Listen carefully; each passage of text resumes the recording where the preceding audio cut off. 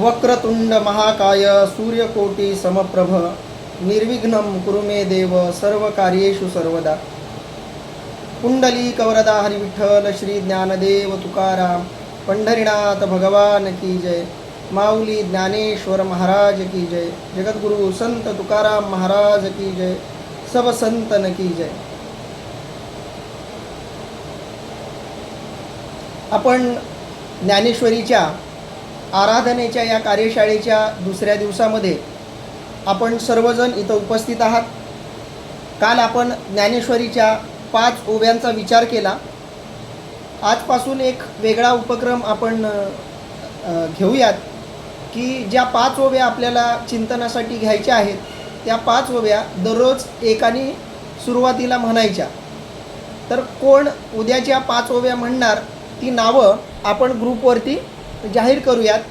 त्यांनी पुढच्या क्रमांकाच्या ओव्या या थोड्याशा सराव करून दुसऱ्या दिवसामध्ये सादर करायच्या आहेत। ओव्या वाचताना साध्यासुध्या प्रमाणात त्या वाचायच्या आणि मग आपण त्या ओव्यांचं चिंतन पुढच्या वेळामध्ये करणार आहोत। तर बाकी चर्चा आपण ती ग्रुपवर करू। आज आपण आपल्या पुढच्या ओवीच्या चिंतनाला सुरुवात करणार आहोत। काल आपण 5व्या ओवीपर्यंत गेलो होतो। त्यामध्ये शेवटची जी ओवी होती त्यात माऊली म्हणतायत, अष्टादश पुराणे तेची मणिभूषणे पदपद्धती खेवणे प्रमेय रत्नांची।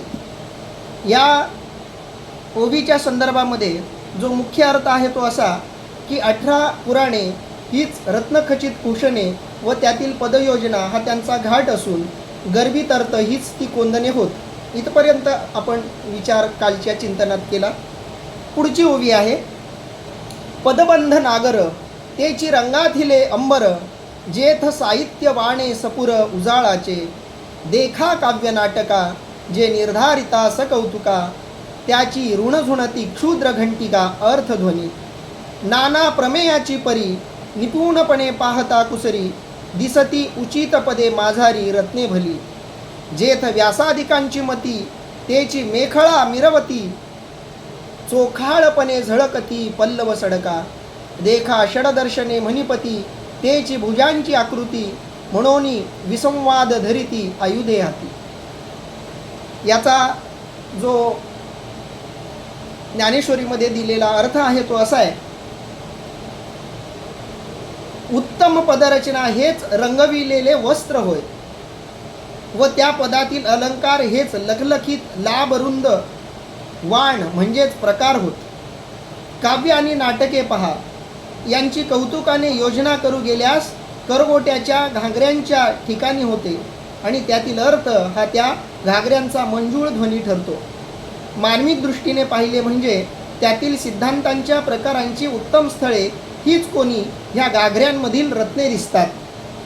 व्यासाधिकांची बुद्धी हीच त्यावरील मेखलेल्या कमरेच्या शेल्याच्या ठिकाणी शोभते व त्या बुद्धीचा सरळपणा हा पदरचनेच्या सोग्याप्रमाणे झळकतो।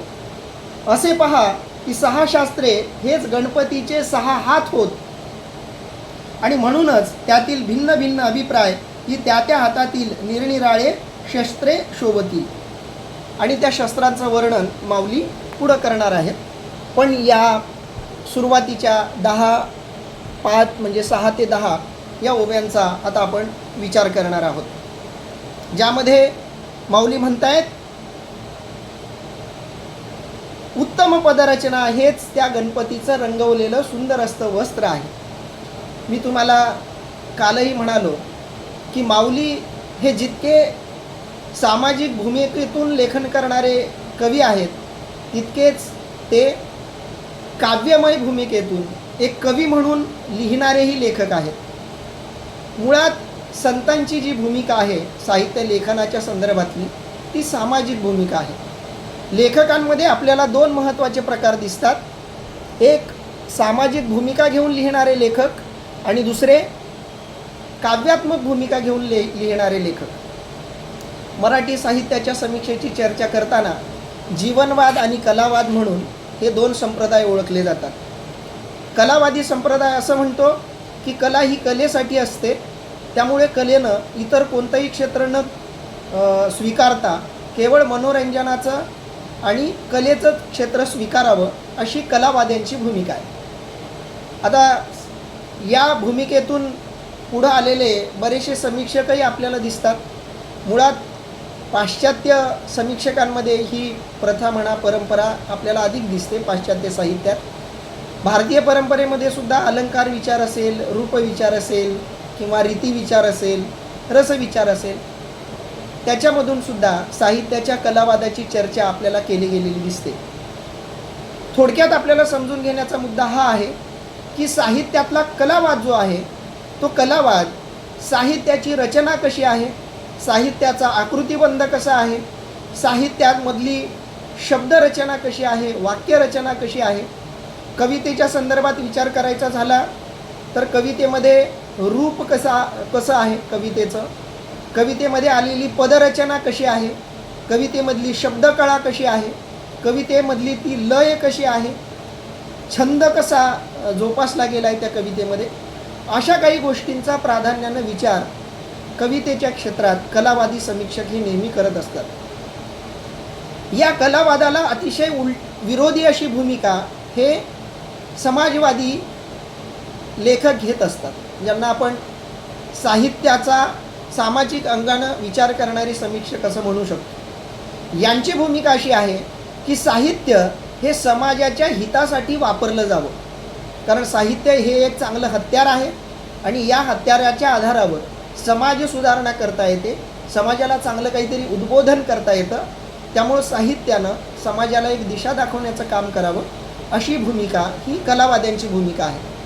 आता संत या दोघांपैकी कोणत्या भूमिकेत मोडतात असा एक साधारण प्रश्न कुणालाही विचारला तर साधं सरळ सगळेजण उत्तर देतात की संतांची भूमिका ही सामाजिक भूमिका आहे, कारण संत समाजाच्या हितासाठी किंवा आपल्या भावना उत्स्फूर्तपणे व्यक्त करण्यासाठी साहित्य निर्मिती करत असतात. माऊलींनी तर म्हटलेलं आहे, वाचे बरवे कवित्व, कवित्वी बरवे रसिकत्व, रसिकत्वी परतत्व स्पर्शू जैसा. अर्थात माऊलींची जी जीवनवादी भूमिका आहे ती या कवितेमधून या ओवीमधून माऊली स्पष्ट करतायत. माऊलींचं असं म्हणणं आहे की साधं सरळ बोलण्यापेक्षा काव्यरूपात बोलणं अधिक उत्तम. वाचे बरवे कवित्व, वाचे म्हणजे बोलणं, बोलण्यापेक्षा बरवं, बरवं म्हणजे चांगलं. वाचे बरवे कवित्व म्हणजे साधं सरळ बोलण्यापेक्षा कवितेतून बोलणं चांगलं. पण केवळ कवितेतून बोलणं चांगलं नाही तर पुढं माऊली म्हणतायत वाचे बरवे कवित्व, कवित्वी बरवे रसिकत्व. केवळ काव्य चांगलं नाही तर त्या काव्यामध्ये रसिकता असेल, म्हणजे त्या काव्यामध्ये काव्यमयता असेल. नाहीतर नुसतं रला र टला ट जोडूनही लोक कविता करतात, पण त्या कवितेपेक्षा त्या कवितेमध्ये जर लय असेल, छंद असेल, यमक असेल, अर्थपूर्णता असेल तर ते काव्य साध्या काव्यापेक्षा अधिक चांगलं. म्हणून कवित्वे बरवे रसिकत्व आणि रसिकत्वी परतत्व स्पर्शू जैसा. माऊली म्हणतायत की त्या रसाळ अशा कवितेत जर परतत्वाला स्पर्श करणारा आशय असेल, म्हणजे आध्यात्मिक तत्वज्ञान जर त्या काव्यमय रूपात मांडलं तर ते सर्वश्रेष्ठ आहे अशी माऊलींची भूमिका आहे. आता माऊलींची ही काव्यमय भूमिका ही सामाजिकही तितकीच आहे आणि काव्यमयही तितकीच आहे. म्हणजे माऊलींना आपण कलावादी आणि जीवनवादी समीक्षक आणि लेखक म्हणून संबोधू शकतो, कारण माऊलींनी या ओवीमध्ये सगळ्या लेखकांना आपलं काव्याबद्दलचं असलेलं मत सांगितलेलं आहे. एका अर्थानं माऊलींचं ते मार्गदर्शनही आहे, माऊलींचा तो उपदेशही आहे की साधं बोलण्यापेक्षा काव्यमय रूपानं बोला, काव्यमय रूपानं बोलण्यापेक्षा तुम्ही अधिक रसयुक्त काव्याच्या भाषेत बोला आणि त्या रसयुक्त काव्याच्या भाषेला जर परतत्वाचा स्पर्श असेल, त्या अलौकिक अशा परमात्म्याचं दर्शन किंवा त्याची झलक दाखवण्याचं काम जर त्या साहित्यानं केलं तर ते साहित्य सर्वश्रेष्ठ आहे अशी माऊलींची भूमिका आहे. अशा प्रकारचे बरेचसे लेखकही आपल्याकडे होऊन गेले. वि स खांडेकर यांना प्रामुख्यानं आपण जीवनवादी समीक्षक म्हणतो, पण साने गुरुजींच्या साहित्याला आपल्याला अधिक ठळकपणे म्हणता येईल की तसं ते साहित्य जितकं कलावादी आहे तितकं ते जीवनवादीसुद्धा आहे. म्हणून नामदेव ढसाळांसारख्या विद्रोही कवीलासुद्धा असं म्हणावं वाटलं की मला ज्ञानेश्वरीनंतर जर कोणता लेखक साहित्यिक आवडला असेल तर तो साहित्यिक किंवा लेखक म्हणजे साने गुरुजी. कारण साने गुरुजींच्या कादंबऱ्यांमध्ये, त्यांच्या कवितांमध्ये एक परतत्वाचा स्पर्श आपल्याला दिसतो. जितकं सशक्त वाङ्मयीन मूल्य असलेलं काव्य साने गुरुजींनी लिहिलं, तितकाच त्या परतत्वाचा स्पर्श, त्याचा संदेशही साने गुरुजींनी आपल्या कवितेमधून, लेखनामधून दिला. ज्ञानोबराय ती भूमिका आपल्या साहित्यामधून मांडतात. आणि म्हणून भगवान गणेशाचं वर्णन करताना माऊलींना पदरचना हा शब्द सुचला वर्णन करताना. आणि माऊली 6व्या ओवीच्या सुरुवातीलाच म्हणतायत, उत्तम पदरचना हेच त्या गणपतीचं रंगवलेलं वस्त्र आहे. आपण गणपतीची मूर्ती बघतो, गणपतीला पितांबर नेसवलेलं आहे आणि त्या नेसवलेल्या पितांबराची जी रंगसंगती आहे ती इतकी उत्तम असते की त्या पितांबराकडे बघून गणपतीची मूर्ती अधिक आपल्याला सुशोभित वाटायला लागते. माऊलीसुद्धा म्हणतायत की भगवान श्री गणेशाच्या, हा गणेश कोण आहे तर तो आत्मरूप गणेश आहे, जो स्वसंवेद्य आहे, जो आत्मरूप आहे, ज्याला सर्व वेद ज्याचं वर्णन करतायत, हे सगळं ज्याचं वर्णन माऊली करतायत, त्याची सुंदर अशी वस्त्र म्हणजे पदरचना आहे. म्हणून माऊली म्हणतायत उत्तम पदरचना हे त्याचं रंगवलेलं वस्त्र आहे. पदबंध नागर तेची रंगातिले अंबर. तो पितांबर जो आहे तो जणू काही पदबंधाच्या रंगांनी रंगवलेला आहे. बघा, पदबंध शब्दाचा अर्थ काय? शब्दाचा बंध म्हणजे पदबंध. भाषा विज्ञानामध्ये सुद्धा हा शब्द जसाच्या तसा स्वीकारला गेलेला आहे. पदबंध म्हणजे शब्द किंवा अक्षर यांना एकत्रित करणं, याला आपण पदबंध म्हणतो. आणि या पदबंधाचं एक नागर रूप, नागर म्हणजे एका अर्थानं सजवलेलं रूप असं आपण म्हणू शकतो की उत्तम पदरचना. नागर या शब्दाचा इथं अर्थ आपल्याला उत्तम असा घेता येतो. तरी आपण बघूयात त्याचा इथं काही अर्थ दिलाय का? इथं दिलेला नाही. पण नागर या शब्दाचा अर्थ उत्तम किंवा चांगला. या नागर शब्दापासूनच नगर शब्द निर्माण झाला असावा असं काही अभ्यासक मांडताना दिसतात. नागर या शब्दाचा अर्थ अधिक चांगला, अधिक उत्तम असं पदबंध, असा पदबंध, उत्तम अशी शब्दांची संगती. बघा, कवितेच्या क्षेत्रामध्ये असं म्हटलं जातं की जिवंत कविता ती असते की ज्या कवितेमधला एकही शब्द तुम्हाला काढता येणार नाही किंवा त्याच्या जागी दुसरा शब्द टाकता येणार नाही. ती कविता उत्तम असते, ती कविता श्रेष्ठ असते. एखाद्या कवितेमध्ये जर एखादा शब्द टाकून दुसरा टाकता येत असेल तर ते ऑपरेशन केल्यासारखा तो प्रकार आहे. म्हणजे जो मूळ अवयव आहे तो काढायचा आणि कृत्रिम अवयव तिथं बसवायचा. म्हणून त्या काव्याला उत्तम काव्य म्हणता येणार नाही. कवितेच्या क्षेत्रामध्ये सेंद्रिय एकात्मतेची सुद्धा एक संकल्पना आहे. त्याच्याबद्दल नंतर कधीतरी आपण चर्चा करू. पण आपलं सगळं शरीर जसं एका सेंद्रिय तत्वानं जोडलं गेलेलं आहे, या तत्वातला कोणताही एक भाग बाजूला काढला तर शरीराची सगळी रचना विस्कळीत होते. म्हणजे एखाद्या शरीरातला डोळा काढला तरी शरीर विद्रूप दिसायला लागतं. कान काढला, केस जरी काढले, कोणत्याही शरीराचा कोणताही एक भाग तुम्ही वगळून बघा, तुम्हाला ते शरीर अपुरं किंवा विद्रूप वाटायला लागेल. कवितेचं सुद्धा, विशेषतः उत्तम कवितेचं सुद्धा तसंच असतं. उत्तम कविता कोणती तर जिचा पदबंध नागर स्वरूपात आहे, उत्तम स्वरूपात आहे. माऊलींच्या ओव्यांमध्ये कोणताही शब्द तुम्हाला इकडं तिकडं करता येणार नाही. आणि तो करावा तर शांतीब्रह्म एकनाथ महाराजांनी करावा. कारण जी ज्ञानेश्वरी आपल्या पुढं आज उपस्थित आहे ती ज्ञानेश्वरी ज्ञानोबारायांनी शके 1212 तैही टीका केली ज्ञानेश्वरे, सच्चिदानंद बाबा आदरे लेखकू झाला. ज्ञानेश्वरीच्या शेवटच्या अध्यायात माऊली सांगतायत की ही जी ज्ञानेश्वरी आहे या ज्ञानेश्वरीचा लेखक कोण आहे तर सांगतायत माऊली सच्चिदानंद बाबा आदरे लेखकू झाला.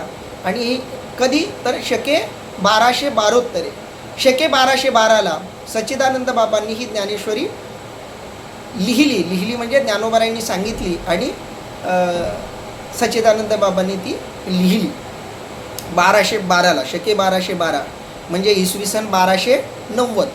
कारण शकेमध्ये 78 मिसळले की आपल्याला इसवी सन मिळतं. आणि तेव्हा माऊलींनी ही ज्ञानेश्वरी लिहिली. ही ज्ञानेश्वरी आपल्याकडं कशी पोहोचली? आत्ता जी ज्ञानेश्वरी आपण वाचतोय ती ज्ञानेश्वरी आपल्याकडं कशी आली? तर ज्ञानोबारायांनी जेव्हा समाधी घेतली तेव्हा आपल्या समाधीच्या समोर त्यांनी हा ज्ञानेश्वरी ग्रंथ ठेवला आणि ते माऊली समाधीस्थ झाले. माऊली समाधीस्थ झाल्याच्या नंतर आपल्याकडं परकीय आक्रमणं झाली. परकीय आक्रमणाला सुरुवात झाल्यामुळं आपोआपच माऊलींच्या समाधीकडं दुर्लक्ष झालं. किती काळ दुर्लक्ष झालं? तर जवळपास 150-200 वर्ष माऊलींच्या समाधीकडं दुर्लक्ष झालं. परंतु शांतीब्रह्म एकनाथ महाराजांचा जेव्हा 16व्या शतकामध्ये अवतार झाला तेव्हा शांतीब्रह्म एकनाथ महाराजांनी ज्ञानोबारायांच्या त्या समाधीचा शोध घेतला. ज्ञानोबाराय स्वतः शांतीब्रह्म एकनाथ महाराजांच्या स्वप्नात जाऊन त्यांना दृष्टांत दिला की मला अजान वृक्षाची मुळा टोचते आहे, तर ती मुळा तुम्ही बाजूला काढा. आता ही खरं तर प्रतिकात्मक कथा आहे. अजान वृक्षाची मुळा असं सांगण्यामागचा माऊलींचा हा हेतू आहे की समाजाच्या उद्धारासाठी मी जी ज्ञानेश्वरी लिहिली ती ज्ञानेश्वरी समाजापर्यंत पोहोचली नाही, ती माझ्यासोबतच आहे. त्या ज्ञानेश्वरीचा प्रचार प्रसार करणारा एखादा अधिकारी पुरुष मला भेटला पाहिजे आणि ते तुम्ही आहात, म्हणून तुम्ही मला येऊन भेटा, असं माऊलींनी शांतीब्रह्म एकनाथ महाराजांना सांगितलं. आणि मग एकनाथ महाराज आळंदीला आले, ज्ञानोबारायांची समाधी शोधली. ज्ञानोबारायांच्या समाधीचं दर्शन घेणारे ज्ञानोबारायांच्या नंतरच्या काळातले एकमेव आणि पहिले जर दर्शनकार कोण असतील तर ते शांतीब्रह्म एकनाथ महाराज आहेत. आणि त्यांनी ज्ञानोबारायांकडून ती ज्ञानेश्वरी आणली. आणि वारकरी संप्रदायामध्ये असं मत आहे की शांतीब्रह्म एकनाथ महाराजांनी ती ज्ञानेश्वरी संपादित केली. काही शब्दांमध्ये त्यांनी बदल केला असं काही अभ्यासक म्हणतात. काही अभ्यासकांचं म्हणणं आहे की नाथ महाराजांसारखे महापुरुष ज्ञानोबारायांसारख्या महापुरुषांच्या काव्यामध्ये कोणत्याही प्रकारचा बदल करतील असं वाटत नाही. परंतु नाथ महाराजांची ओवी ही 4 चरणाची आहे, ज्ञानोबारायांची ओवी ही 3.5 ते 4.25 चरणाची आहे असं म्हटलं जातं. हे ज्ञानोबारायांच्या ओवीचं वेगळेपण आहे. आणि म्हणून आपल्या पुढं जी ज्ञानेश्वरी आहे ती एकनाथ महाराजांचा स्पर्श झालेली ज्ञानेश्वरी आहे. म्हणजे 2 महाकवींच्या स्पर्शातून पुढं आलेली पदरचना म्हणजे ही ज्ञानेश्वरी आहे. आणि म्हणून ज्ञानोबाराय पदरचनेकडं किती गांभीर्यानं बघतायत हे या ओवीमधून स्पष्ट होतं. म्हणून माऊली म्हणतायत पदबंध नागर, नागर असा पदबंध, उत्तम असा पदबंध, सुंदर असा पदबंध, तेच रंगाथिले अंबर, तोच जणू काही पितांबर किंवा ते वस्त्र आहे जे की रंगाथिले आहे, म्हणजे रंगवलेलं आहे. एखादा चित्रकार आपल्या रंगानं रेषांनी त्या चित्राला एक सुंदर असं रूप देतं, सुंदर असा आकार देतो. म्हणजे महत्त्व त्या रेषांना असतं. चित्रकारानं 3 रुपयाच्या पेननं जरी चांगलं चित्र काढलं, मन लावून चित्र काढलं, तर त्या चित्राची किंमत करोडो रुपये होऊन जाते. का? तर महत्त्व पेनला नाही, त्या पेनचा वापर करणाऱ्याच्या पाठीमागं जे काही आहे त्याच्यावर ते सगळं अवलंबून आहे. ती साधना खूप महत्त्वाची आहे. MS हुसेन नावाचे एक चित्रकार खूप होऊन गेले. तर ते एका चित्राचे काहीतरी करोडो रुपये त्यांना लोक द्यायचे आणि ते चित्र काही मिनिटांमध्ये काढायचे. एकदा एका ऑटोग्राफ घेणाऱ्या माणसाने त्यांना एक चित्र काढण्याचा आग्रह केला. त्यांनी ते चित्र काढलं आणि नंतर ते चित्र बऱ्याच करोडो रुपयाला त्या व्यक्तीनं विकलं, अशी एक गोष्ट मी ऐकलेली होती. एका साध्या कागदावर काढलेलं ते चित्र करोडो रुपयांचं झालं. याच्या मागं स्वतः त्या चित्रकारानं MS हुसेन यांनी केलेली जी साधना आहे त्या साधनेमुळं त्या रेषांना काहीतरी महत्त्व आलेलं होतं आणि त्यातून ते चित्र साकारलेलं होतं. एखादा चित्रकार आपल्या रेषांनी जसा किंवा रंगांनी एखादं चित्र साकार करतो, अगदी माऊली म्हणतायत की त्याच पद्धतीनं जणू काही सुंदर अशी पदरचना असलेलं काव्य हेच गणपतीनं रचलेलं किंवा नेसलेलं पितांबर आहे, अशी माऊली मांडणी करतायत. म्हणून माऊली म्हणतायत पदबंध नागर, तेची रंगातिले अंबर, जेथ साहित्य वाणे सपुर उजाळाचे. अर्थात काय, या पदातील अलंकार हेच लखलखित लांब रुंद वाण म्हणजे प्रकार. म्हणजे या पदांमधील अलंकार जे आहेत तेच लखलखित असे लांब रुंद वाणाचे प्रकार आहेत. जणू काही भगवान श्री गणेशाच्या त्या वस्त्राचे जे काही पदर आहेत तेच जणू काही या पदांचे प्रकार आहेत. हे पितांबर नेसल्यावर त्याला पदर आपण टाकतो आणि ते पदरसुद्धा एका विशिष्ट आकारांमधून आपल्यासमोर आलेले असतात. आणि म्हणून त्या कपड्यामधले जे वेगवेगळे आकार आहेत ते जसे सुंदर आकार आपल्याला दिसावेत तसेच वेगवेगळ्या अलंकारांनी सजलेले पदबंध या भगवान श्री गणेशाचे वस्त्र आहेत, पितांबर आहेत, अशी भूमिका इथं माऊली करतायत. आणि याच्यामुळं काय झालेलं आहे की भगवान श्री गणेशाचं रूप हे लखलखीत झालेलं आहे, उजळलेलं आहे. बघा, शब्दांमधले जे अलंकार असतात त्याच्यानी सौंदर्य आणखी खुलतं.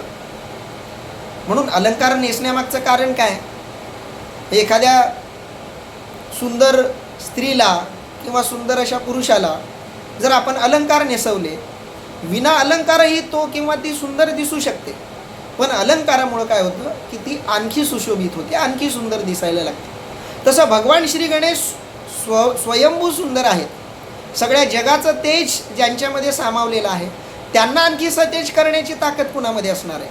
पण तरीसुद्धा अलंकाराचं महत्त्व हेच आहे की अलंकार सौंदर्याला आणखी खुलवतात. आणि म्हणून भगवान श्री गणेश जे स्वतः प्रकाशमान आहेत त्यांना या पदबंधांमुळं आणखी उजाळा मिळालेला आहे. कारण हे पदबंध त्यांना प्रकाशित करणारे अलंकारच आहेत, अशी भूमिका इथं माऊलींनी मांडलेली आहे. पुढं माऊली म्हणताय, देखा काव्य नाटका जे निर्धारितास कौतुका त्याची ऋण झुणती क्षुद्र घंटिका अर्थध्वनी. अर्थात माऊली म्हणतायत, काव्य आणि नाटकं पहा, यांची कौतुकाने योजना करू गेल्यास करगोट्याच्या घागऱ्याच्या ठिकाणी होते आणि त्यातील अर्थ हा त्या घागऱ्यांचा मंजूळ ध्वनी ठरतो. म्हणजे भगवान गणेशांनी नेसलेला जो पितांबर आहे त्याचा जो घेराव आहे, त्याचा जो घागरा आपण त्याला म्हणू शकतो, तो जो भाग आहे त्याचं आता वर्णन माऊली करतायत. बघा माऊलींची किती सूक्ष्म दृष्टी आहे. भगवान श्री गणेशाचं वर्णन करताना किती शब्दरूप प्रतिमा सुंदर अशी ते उभी करतात. म्हणजे प्रतिमांची जी वेगवेगळे प्रकार असतात त्याच्यामध्ये शब्द प्रतिमा असते, स्पर्श प्रतिमा असते, रंग प्रतिमा असते, ध्वनी प्रतिमा असते. स्पर्श प्रतिमा म्हणजे जळजळीत किंवा कडकडीत थंडी म्हणताना म्हणतो ना आपण, ही स्पर्श प्रतिमा आहे. कडकडीत थंडी म्हटलं की एकदम आपल्याला थंडी वाजायला लागते. गुलाबी थंडी म्हटलं की थंडी वाजायला लागते.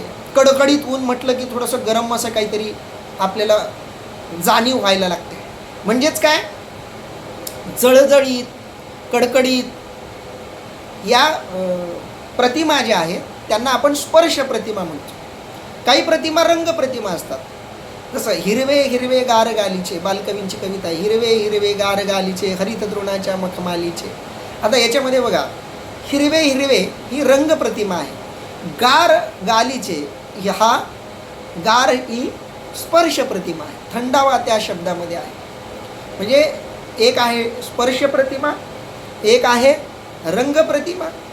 म्हणजे भगवा झेंडा किंवा भगवी सकाळ किंवा गुलाबी सकाळ वगैरे आपण शब्द वापरतो. इथं रंग प्रतिमा आलेले आहेत. ध्वनी प्रतिमा, कडकड असा विजा कडकडत होत्या किंवा ढगांचा गडगडाट, विजांचा कडकडाट वगैरे आपण शब्द प्रयोग करतो, यांना आपण ध्वनी प्रतिमा म्हणतो.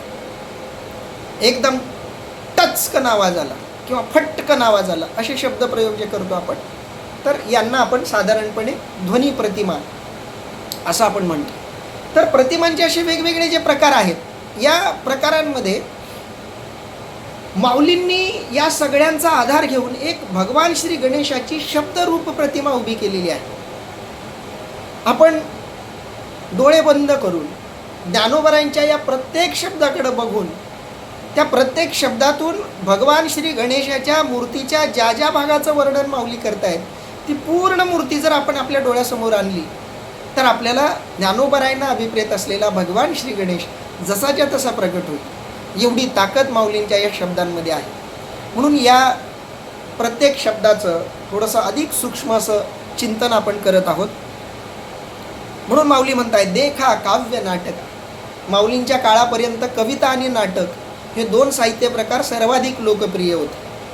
कथा हा साहित्य प्रकारही प्राचीन साहित्य प्रकार आहे. कारण आपल्याकडं पंचतंत्र किंवा वेताळ पंचवीसी, सिंहासन बत्तीशी, जातक कथा हे प्राचीन कथा प्रकार आपल्याकडं होते.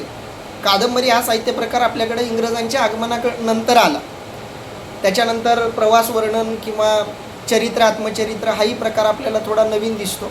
तसं नामदेव महाराजांनी सुद्धा आपल्या काही अभंगांमधून संतांचं चरित्र सांगितलेलं आहे.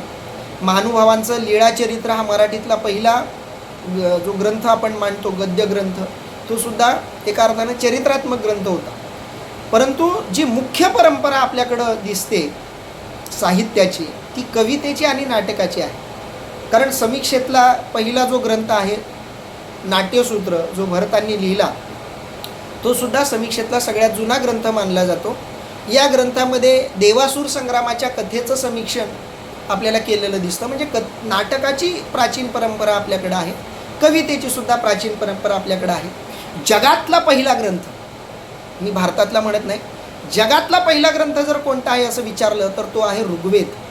5000 वर्षांच्या पूर्वी, 5 ते 7000 वर्षांच्या पूर्वी या ऋग्वेदाची रचना झालेली आहे असं अभ्यासक म्हणतात. जगातला पहिला ग्रंथ ऋग्वेद आहे आणि तो ऋग्वेदसुद्धा काव्यमय स्वरूपाचा आपल्याला दिसतो. म्हणजे कवितेची प्राचीन परंपरा आपल्या भारतात आपल्याला दिसते. जगात ती भारतानं सुरू केलेलं आपल्याला दिसतं. म्हणून माऊलींनी या दोन साहित्य प्रकारांचा उल्लेख केलेला आहे. देखा काव्य नाटका. म्हणून माऊली म्हणतायत काव्य आणि नाटक. बघा, कविता आणि नाटक बघा, यांची कौतुकाने योजना करू गेल्यास करगोट्याच्या घागराच्या ठिकाणी होते. आणि जणू काही कवितेमधलं नाट्य आणि कवितेमधलं काव्य या दोन गोष्टी जणू काही भगवान श्री गणेशाच्या कमरेचा घुमट आहे अशा पद्धतीचं वर्णन माऊली करतायत.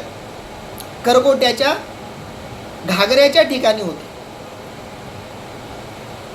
करगोटा ज्याला आपण म्हणतो तो आणि त्यातील अर्थ हा त्या घागऱ्यांचा मंजूळ ध्वनी ठरतो. आणि त्या घागऱ्याच्या ठिकाणी असलेला मंजूळ ध्वनी कोणता आहे तर माऊली सांगतायत त्यातील अर्थ, कवितेमधला आणि त्या नाटकामधला अर्थ जणू काही ध्वन्यार्थ शब्द जर आपण थोडासा बारकाईनं बघितला तर आपल्याला ही संकल्पना आणखी अधिक प्रमाणामध्ये स्पष्ट करता येते. ध्वनी आणि अर्थ सूचित होणारा अर्थ त्याला आपण ध्वन्यार्थ म्हणतो. आणि त्या कवितेमध्ये आणि नाटकामध्ये असलेला हा ध्वन्यार्थ म्हणजे काय आहे तर माऊली सांगतायत त्याची ऋणझुनती क्षुद्र घंटिका अर्थध्वनी. अर्थध्वनी ही जणू काही त्या कटदोऱ्याची ऋणझुनती अशी घंटिका आहे असं माऊली म्हणतायत. पुढं माऊली म्हणतायत नाना प्रमेयाची परी निपुणपणे पाहता कुसरी दिसती उचित पदे माझारी रत्ने भली. त्याचा अर्थ असा आहे, मार्मिक दृष्टीनं पाहिलं तर त्यातील सिद्धांतांच्या प्रकारांची उत्तम स्थळे हीच कोणी या घागऱ्यांमधील रत्ने दिसतात. आता भगवान श्री गणेशानं घागरा परिधान केलेला आहे.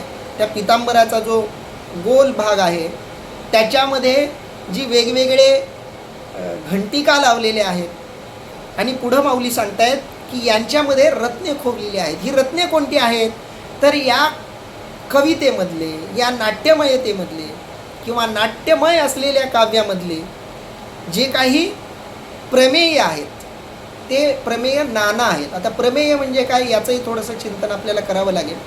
प्रमेय शब्दाचा अर्थ होतो सिद्धांत. माऊली सांगतायत की वेगवेगळ्या प्रकारचे सिद्धांत हे जणू काही म्हणजे मार्मिक दृष्टीनं बघायला गेलं तर हे वेगवेगळ्या प्रकारचे सिद्धांत, या वेगवेगळ्या प्रकारच्या सिद्धांताची उत्तम स्थळं हीच जणू काही त्या घागऱ्यांमधली रत्न आहेत. बघा किती सुंदर माऊलींची मांडणी आहे. कवितेमध्ये, साहित्यामध्ये सिद्धांत असतात आणि ते असावेत. कारण काव्य हे जर सिद्धांत सांगत नसेल तर ते शुष्क काव्य ठरतं. माऊलींची ज्ञानेश्वरी आज घरोघरामध्ये पोहोचली. आज या चिंतनाच्या निमित्तानं आपण अनेक जण या ज्ञानेश्वरीचा आनंद घेतो आहे. याचं कारण हे आहे की या ज्ञानेश्वरीमध्ये जितकं काव्य आहे तितकेच प्रमेयसुद्धा आहेत. मी MA ला असताना एक पुस्तक लिहिलं होतं. त्या पुस्तकाचं नावसुद्धा ठेवलं होतं आम्ही प्रमेयाची उद्याने. माऊलींचेच शब्द आहेत, प्रमेयाची उद्याने. सिद्धांताची बाग म्हणजे ज्ञानेश्वरी आहे आणि हे शब्द माऊलींनीच दिलेले आहेत. आणि म्हणून जणू काही या कवितेमध्ये येणारे जे वेगवेगळे प्रमेय आहेत जे ते निपुणपणे म्हणजे अतिशय कौशल्यपूर्ण पद्धतीने हाताळलेले आहेत. आणि ही उचित अशी पदं बघा, निपुणपणे म्हणजे कौशल्यपूर्णपणे, पाहता कुसरी, कुसर म्हणजे त्याच्यामध्ये जे बारकावे वगैरे आपण शोधतो त्या दृष्टीनं, दिसती उचित पदे माझारे. आता उचित पद हा शब्दसुद्धा खूप महत्त्वाचा आहे. क्षेमेंद्र नावाचा एक भारतीय मीमांसक आहे. त्यानं औचित्य विचार चर्चा नावाचा एक ग्रंथ लिहिला. त्या ग्रंथामध्ये त्यांना कवितेची श्रेष्ठता कशामध्ये सांगितली तर औचित्यामध्ये सांगितली. म्हणजे कवितेमध्ये उचित ठिकाणी उचित पदबंध असले पाहिजे तर ते काव्य श्रेष्ठ ठरतं. माऊलींनी या सुरुवातीच्या काही ओव्यांमध्ये सगळ्या भारतीय साहित्यशास्त्राचा अर्क ओतलेला आहे असं म्हणता येऊ शकतं. म्हणजे तो स्वतंत्र विषय होईल, आपल्या आराधनेचा तो विषय नसल्यामुळे त्याच्यावर आपण जास्त बोलायला नको. परंतु भारतीय साहित्यशास्त्रामध्ये जे काही निकष वापरले गेलेत त्यातला रसविचार असेल, पदविचार असेल, म्हणजे रीतिविचार असेल, अलंकार विचार असेल, रसविचार असेल, औचित्य विचार असेल, ध्वनी विचार असेल, त्या सगळ्याची चर्चा या 8-10 ओव्यामध्ये माऊलींनी केलेली आहे.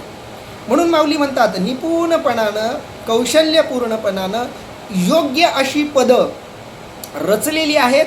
ही उचित अशी पदं, ही उचित अशी रचना हीच जणू काही त्या भगवान श्री गणेशाच्या त्या घागऱ्यामधली वेगवेगळी रत्न आहेत अशी भाषा माऊली इथं करताना दिसत आहेत. माऊली पुढं म्हणतायत जेथ व्यासादिकांची मती तेची मेखळा मिरवती चोखाळपणे झळकती पल्लव सडका. त्याचा अर्थ असा आहे व्यासादिकांची बुद्धी हीच त्यातील मेखलेच्या म्हणजे कमरेच्या शेला जो असतो कमरेचा शेला त्याला मेखला असं म्हणतात. तर व्यासादिकांची बुद्धी जी आहे तीच जणू काही भगवान श्री गणेशाच्या कमरेच्या शेल्याच्या ठिकाणी शोभते आहे.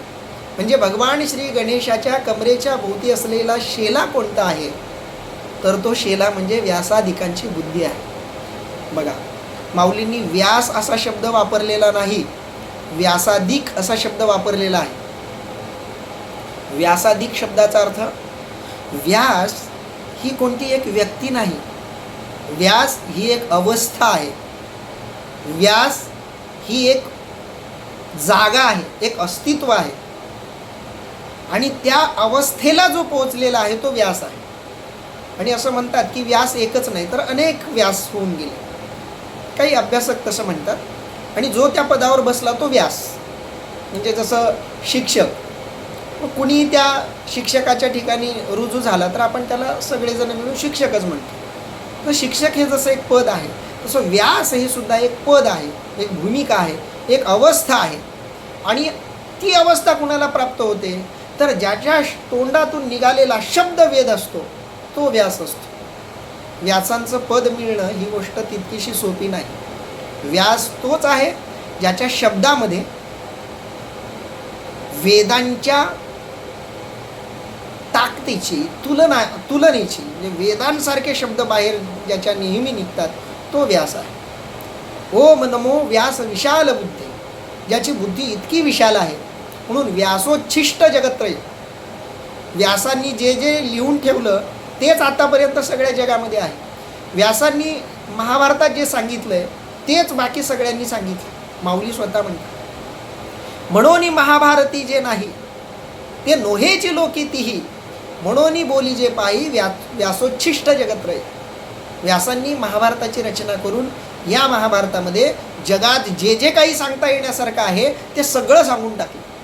तुम्ही जे काही बोलाल, जे काही सांगाल ते कुठं ना कुठं तरी महाभारतामध्ये येऊन गेलेलं आहे. एवढी व्यासांची विशाल अशी बुद्धी आहे.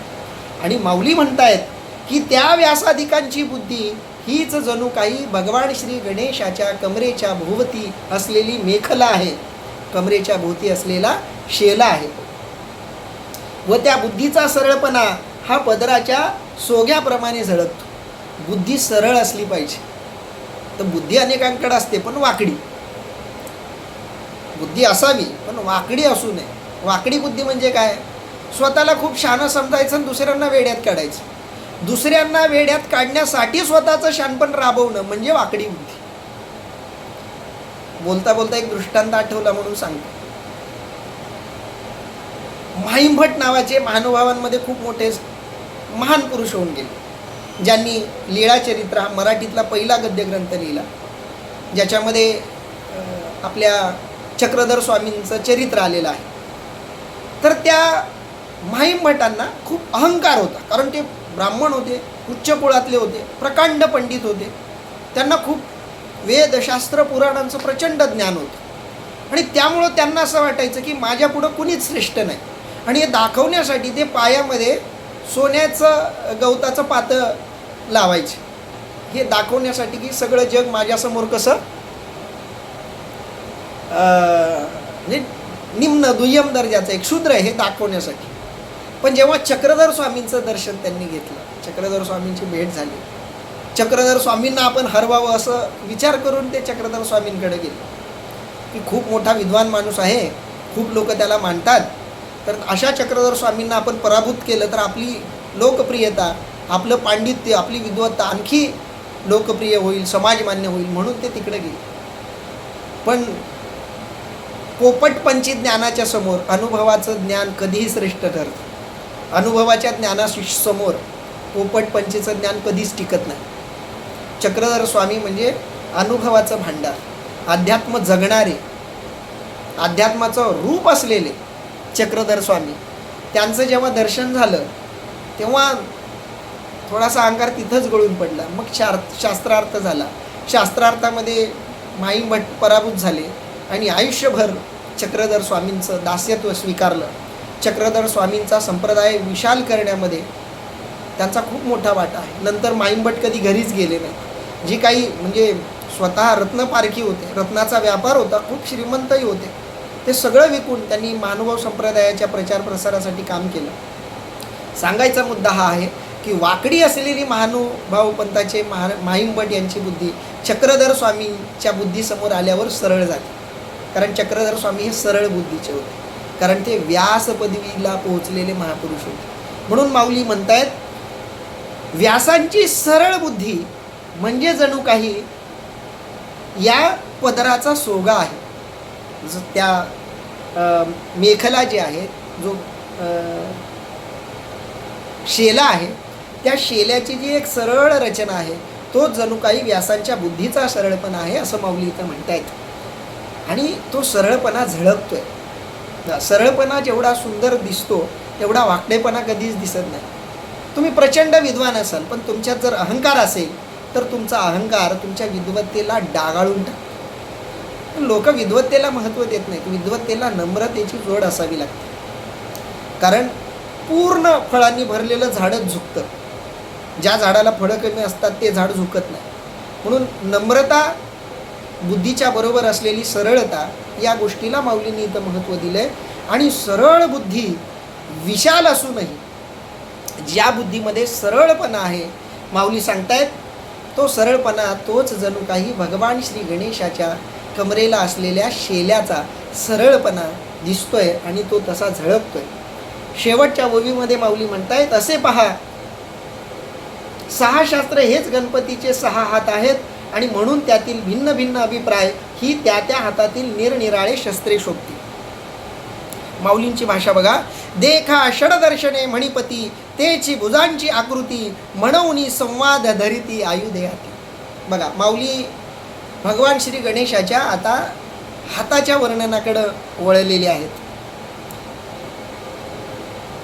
6 शास्त्र हेच गणपतीचे 6 हात आहेत. कारण भगवान श्री गणेश ज्यांची कल्पना माऊलींनी केलेली आहे ते 6 हातांचा भगवान श्री गणेश आहे. आणि म्हणून माऊली म्हणतात, देखा षड दर्शने मणिपती. 6 दर्शनं जी आहेत त्याच्यामध्ये चारवाक दर्शन येईल, बौद्ध दर्शन येईल, जैन दर्शन येईल, सांख्य दर्शन येईल, न्याय दर्शन येईल, शंकराचार्यांचं अद्वैत दर्शन येईल.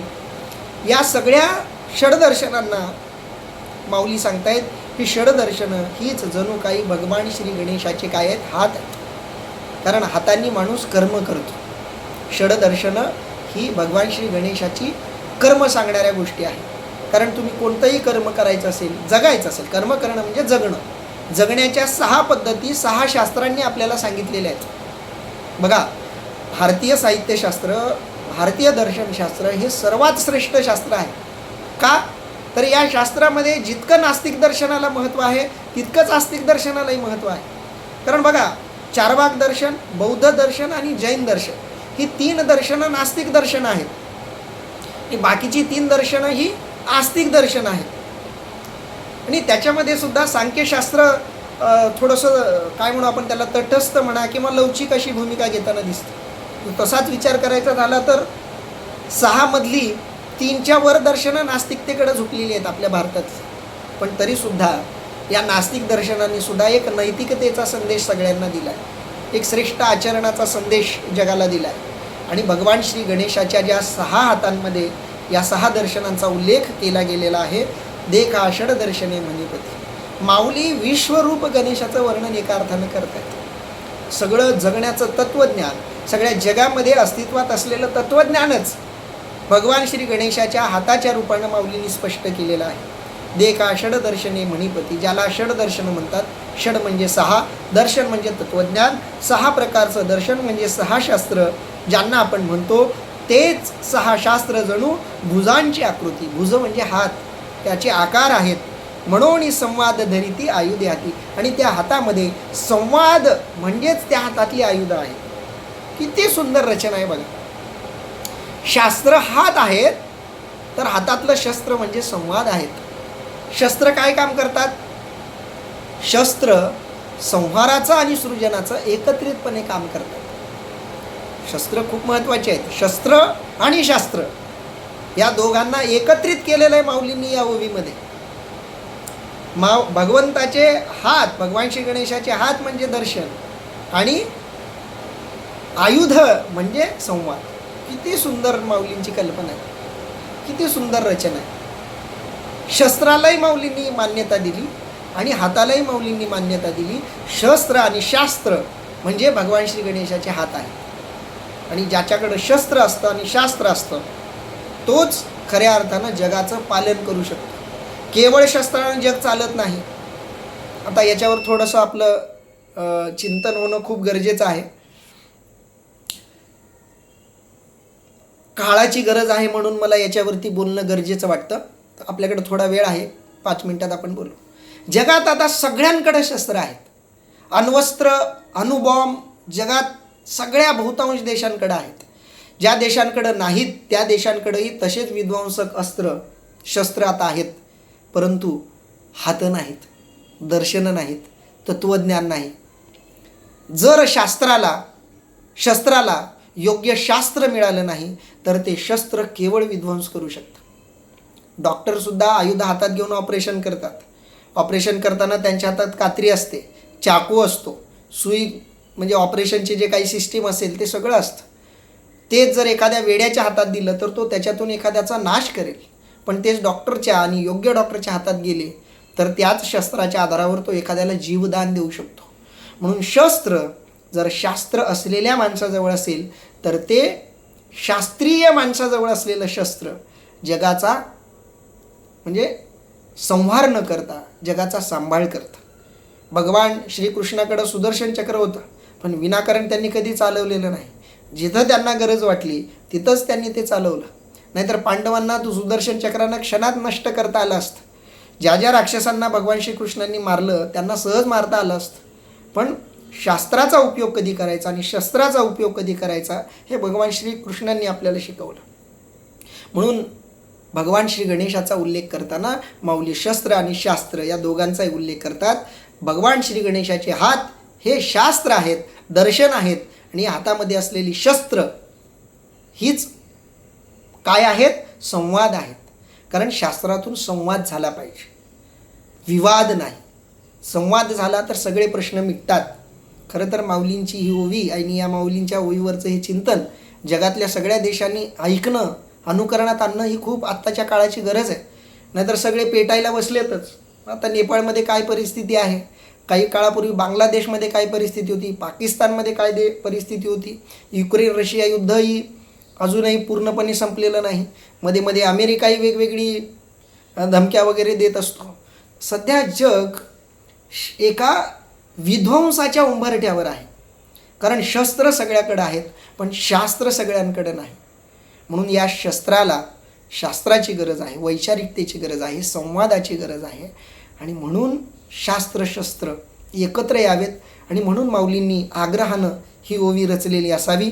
माऊली म्हणतायत, देखा षडदर्शने मणिपती, तेची भुजांची आकृती, म्हणून संवादे धरिती आयुधे हाती. या भगवान श्रीकृष्णाच्या हातांचा आकार म्हणजेच 6 दर्शनं आणि या हातांमधले शस्त्र म्हणजे संवाद. इथपर्यंत आपण 10 ओव्यांचं चिंतन केलेलं आहे. पुढच्या ओव्यांचं चिंतन आपण उद्याच्या दिवसामध्ये करू. ग्रुपवरती उद्या 11 ते 11वी, 12वी, 13वी, 14वी आणि 15वी या 5 ओव्या कोण गाणार आहे किंवा म्हणणार आहे त्यांनी आपलं नाव कृपा करून ग्रुपवर कळवावं. उद्यापासून प्रत्येकाला आपण 5-5 ओव्या म्हणण्याची संधी देऊ. सुरुवातीला ते 5 ओव्या म्हणतील आणि त्याच्यानंतर आपण त्या ओव्यांचं चिंतन आणि अर्थ करणार आहोत, सुरू करणार आहोत. इथं आपण थांबूयात. कुणाला काही प्रश्न विचारायचे असतील तर 1-2 मिनिटासाठी आपण त्यांना वेळ देऊया.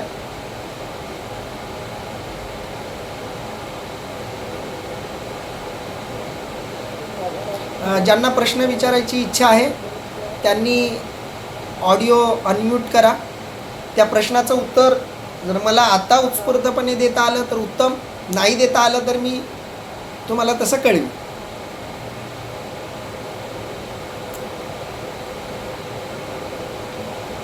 ठीक आहे, कोणाचे प्रश्न नाही तसं वाटतंय. इथं आपण थांबूयात. कोणाला प्रश्न विचारायचे असतील ग्रुपवरही विचारा. आपण त्या प्रश्नावर चिंतन करू, मनन करू आणि त्याची उत्तरं जशी वेळेत देता येतील त्याचाही प्रयत्न करू. आपण इथं थांबूयात. धन्यवाद. पुंडलिक वरदा हरी विठ्ठल, श्री ज्ञानदेव तुकाराम, पंढरीनाथ भगवान की जय, माऊली ज्ञानेश्वर महाराज की जय, जगद्गुरु संत तुकाराम महाराज की जय, सब संतन की जय.